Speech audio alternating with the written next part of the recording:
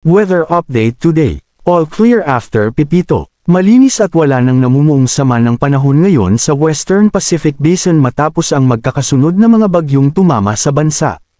Samantala, tatlong weather system naman ang patuloy na nakakaapekto sa bansa.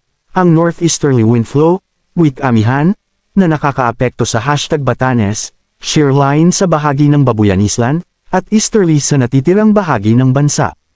Ang mga nasabing weather system ay posibleng magdulot ng mga pag-ulan na posibleng magdulot din ng mga biglaang pagbaha at pagguho ng lupa. Umiiral ngayon ang Shearlin sa extreme northern Luzon, apektado nito ang Batanes. Ito ay ang pagsasalubong ng mainit na easterlies at malamig na easterlies galing sa Hilaga. Dahil sa weather system na umiiral sa bansa na kapag talaga ng mababang temperatura ang pag-asa kaning 2 AM ng madaling araw. Baguio 17.6 degrees Celsius. Tanay 22.5 degrees Celsius. Tuguegarao 25 degrees Celsius. Basco 25.2 degrees Celsius.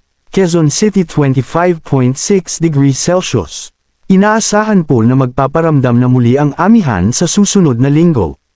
Kahit wala ng pagbagyo, pinapa-alerto pa rin ang ating mga kababayan na maghanda sa posibleng pagbaha. Ayon sa Pag-asa, may General Flood Advisory hanggang 6 na gabi ang Bangtaga Cagayan Valley Region kasama ang Caraeva Region. Dahil sa Shearlin at East Ellis, pinapayuhan ang maliit na mangingisda na huwag munang pumalaot dahil sa mataas ang alon sa dagat na sakop ng Batanes, Babuyan Island, Ilocos Norte na lubhang delikado dahil sa mga maliit na mangingisda. Ito ay dahil sa pag-iral ng northeasterly wind flow.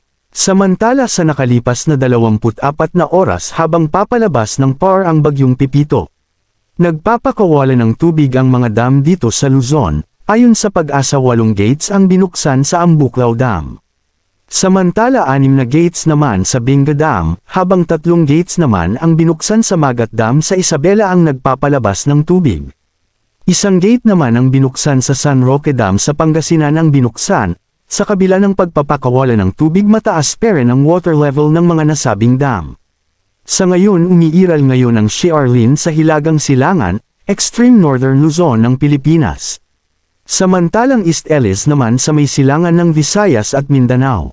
Asahan ang light to moderate rainfall sa bahagi ng Quezon kasama ang Palawan, Eastern Visayas, Caraga, at Davao Region. Base po yan sa rainfall forecast ng Metro Weather.